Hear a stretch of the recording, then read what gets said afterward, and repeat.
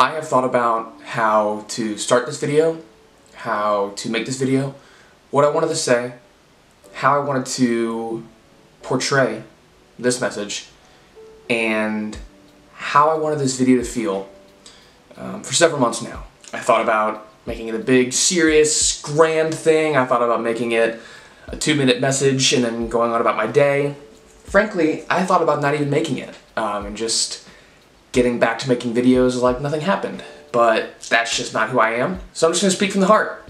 I haven't showered, I haven't brushed my teeth, I barely got the crust out of my eyes because that's just who I am lately. That this is a more real version of me, and so much has taken place since, I guess, November is when I uploaded my last video. It is now the second week of May, and so much has changed since my last upload, and this is a truer representation of who I am since the last video. First off, I know that I gained a handful of subscribers since the Jeff Nippard powerlifting video was uploaded last summer. So for those of you who are new, welcome to the channel. Thank you very much for subscribing, and I promise you there's more content coming. It might look a little different than the powerlifting video, but it is what it is. Secondly, in my last video, in November, I talked about my mental health.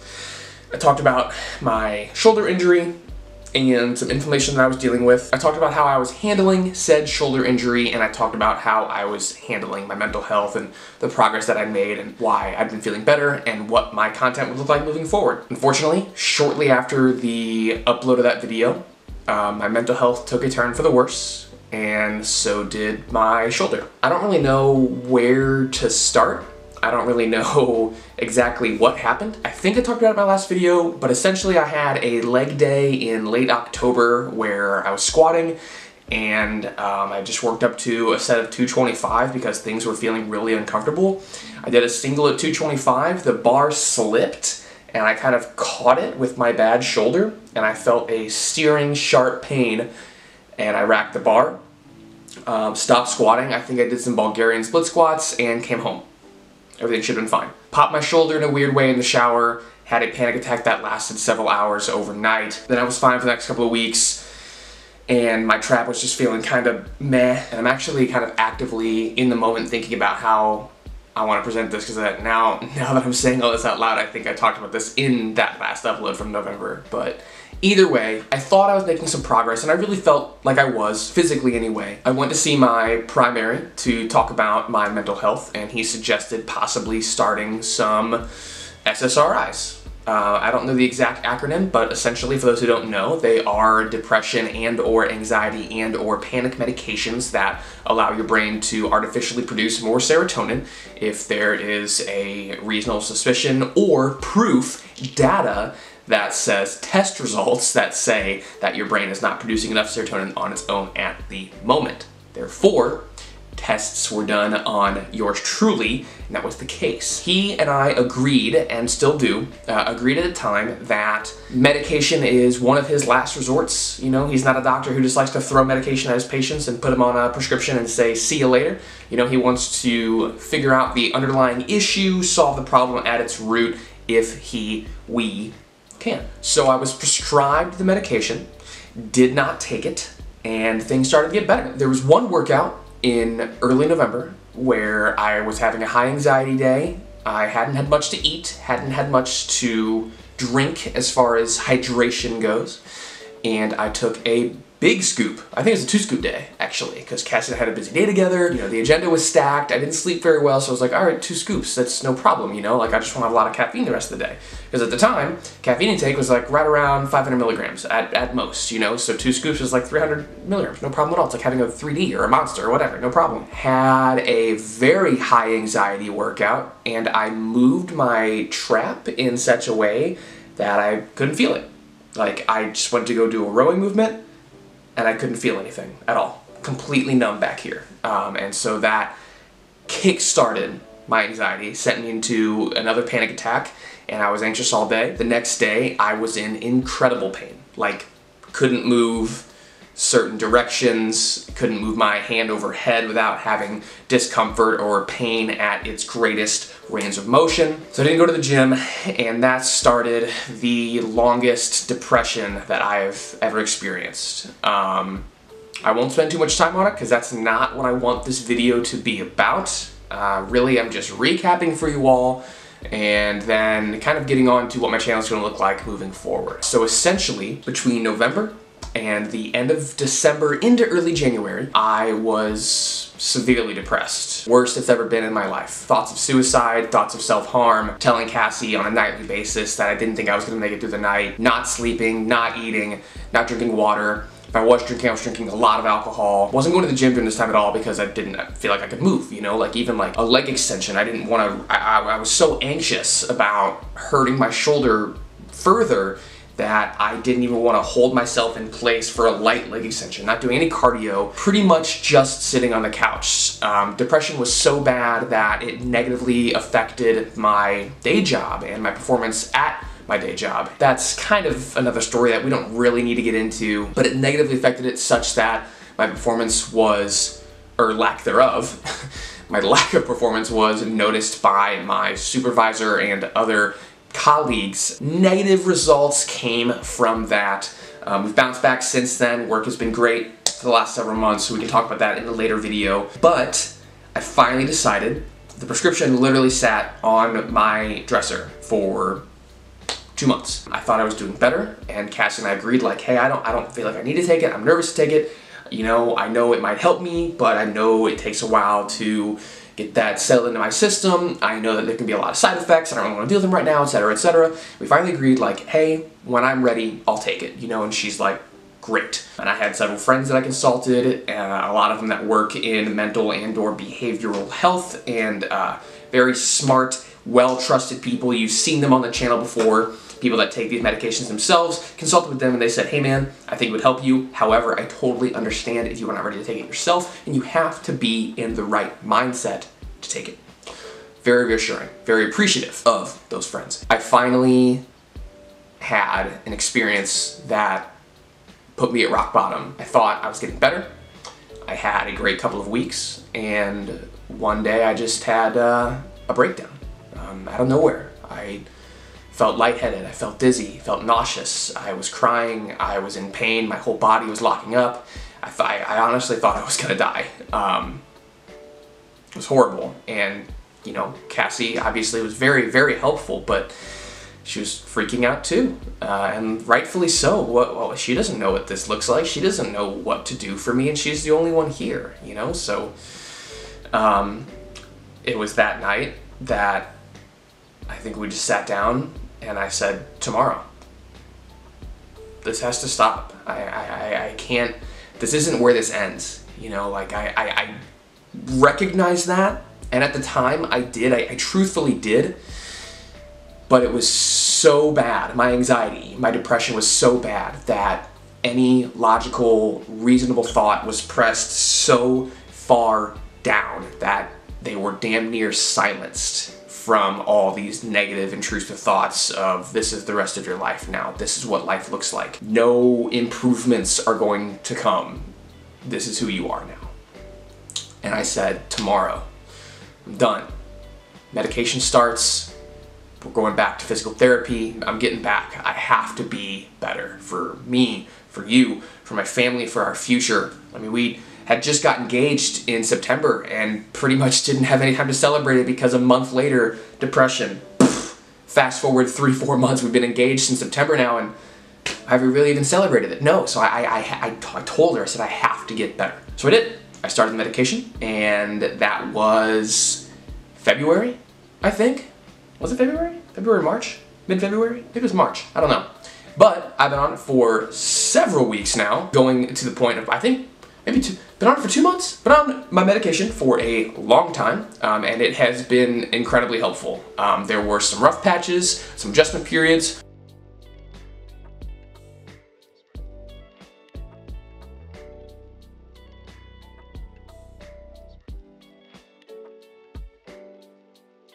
Camera cut off. So nothing really bad happened yesterday, but it was just kind of a hard day. And I was talking with Cassie when she got home from work, and I said, I initially wanted to tell you that I miss the old version of me. I miss the happy-go-lucky Andrew that was here in September when we got engaged. I miss the always positive, always ready to go Andrew that was here when we got engaged and when I was training at what I considered my prime at the time. That was here last fall. But even though I wanted to tell you that, I thought about that and I thought how much of that happiness was subconsciously forced. You know, how much of that positivity was a fight or flight reaction suppressing real feelings and emotions down. And I'm an emotional guy. So I'm not one to say like, oh, I don't want to deal with that right now. Like, oh no, if I'm sad, I deal with it and you'll know about it. If I'm angry, I'll deal with it and you'll know about it. If I care about you and you care about me and we have that understanding, you will understand very well that I'm experiencing emotion, good, bad, or indifferent. But how much of that happiness was, for lack of a better way to put it, fake? You know, how much of that was actually real? And that got me thinking, no, I don't miss that person because I've grown so much. I've become such a more whole, true, genuinely healthy from one side of the spectrum to another, not just, you know, shredded or whatever, and not just jacked, as I wanted to call it, actually healthy, mentally healthy, capable of dealing with negative emotions truthfully and reasonably, and working through things in such a way that I hadn't before that actually leads to positive results and leads to growth and change in who I am as a person. I don't think I missed that person. I just missed everything being so seemingly easy. But again, maybe it was only easy because I went into this fight or flight mode of like, oh, here comes some anxiety, here comes some panic, here comes some depression. I better shove that shit down so that I can just stay happy. And by the time I'm done being happy and I'm tired or whatever, hopefully I'll feel better. And that's just not healthy. It's not. Sorry, I got a burp. And my coffee's getting cold. Shout out to my sister for the dope mug. To recap, my PT and myself came to the conclusion, this is for my shoulder injury, there is a good chance that I either strained, more likely, or tore, less likely, my trap. But we worked through a lot of mobility and a lot of rehab exercises and put me in a comfortable range of motion. And we slowly progressed on that range of motion to get me back into a comfortable working capacity, to get me back into the gym, to build confidence back up. My last week of PT was in the first week of February, and I haven't gone back, haven't looked back, haven't had a reason to. I've kept working on the principles that he was so good at teaching and still is. Dr. Mitch Hammock, if you guys are in the St. Louis area, the O'Fallon Axis Physical Therapy, I cannot recommend him or that facility enough. So that is what happened to the shoulder trap arm area. Still dealing with it on, again, a less frequent but occasional basis. You know, if I don't get enough sleep, if I'm not hydrated, if I have a high anxiety day, if I have, you know, a really heavy workout, because again, as I'm ramping up my intensity and my strength-based sessions, I'm gonna feel more sore as my body's working back into that comfortable range of motion, but I'm comfortable, and most days I don't have any pain at all. And most training sessions, actually all of them for the last week or two, have been pain-free, and I've been able to progress in all of my lifts and work comfortably. So that is a huge win. As far as my depression goes, it's something that I'm still dealing with on a day-to-day basis, but I take my medication. And what's hilarious is as I'm filming this, I just had breakfast, was supposed to take it when I eat, didn't take it today. Hold on. Wow. What a goon. Leave it to Andy to film a video about depression and how taking his medication has helped, and to not take his fucking meds. Unbelievable. Anyway, this is who I am now. I am somebody who deals with a mental illness. I'm somebody who deals with anxiety, panic disorder, recovering from an injury that feels lifelong at this point, but I know it's not gonna be that way. I'm back to enjoying life, and now that I'm filming again, I'm back to content creation. This is the official end of my YouTube hiatus. As far as what the channel will look like moving forward, I'm not 100% sure. My goal is to get back to a level of content creation that I was last fall, releasing weekly videos at some point. However, right now, my life just isn't crazy exciting, and it's also not nearly as fitness-based as it was, and I'm weirdly happy about that. How that factors into what my content will look like moving forward, I am, as of right now, unsure, but I love doing this. I love filming, I love talking to you guys, I love making edits, I love telling stories, I love shooting videos, I love eating food and filming it, I love trying new drinks, filming that, making videos with friends, traveling, etc. I love all of it, and to capture all of that, all of those fun parts of my life and to share it with you all, I cannot describe how it makes me feel, but I genuinely see it as an art form and a way to express myself, and it's something that I'm deeply passionate about, so I will continue to do it indefinitely. But as far as the overarching theme of the channel moving forward, I don't know, and frankly, I'm okay with that. I think that's a really exciting opportunity. I want to be more transparent with you guys. I want to be that voice of vulnerability. I want to be that voice of, I'm trying to find the words to describe this girl without being disrespectful. I'm trying to find the words to describe what I want that level of transparency and vulnerability to look like, but I feel like even now it's so infrequent. It's not unheard of, but it's still uncommon enough to where there are stigmas behind topics of mental health and topics of what fitness should really look like, and what fitness could look like for everyone, and what health should or could or needs to or doesn't need to look like for everyone. And I want to be a channel that not only primarily entertains, but I'm also here to relate to you guys and hopefully be a light in other people's lives and let them know that they're not alone experiencing these things. Clearly, I'm not the only one who fights battles with depression. Clearly, I understand that. But even at a time where I was supported by my friends, family, and my fiance, my anxiety told me that I was alone and that it was going to stay that way. So because of that and several other reasons, I want other people to know that they're not alone, and they won't be. And that is going to be a big part of my channel moving forward. And I've moved gyms, so fitness might look a little different for the time being. Not really sure what that will look like at my new gym. It's actually the gym I used to train at, but I'm no longer going at 4 a.m. because I work from home most of the week. Not sure what fitness will look like moving forward, but I definitely have some content planned for this year and grow as a creator.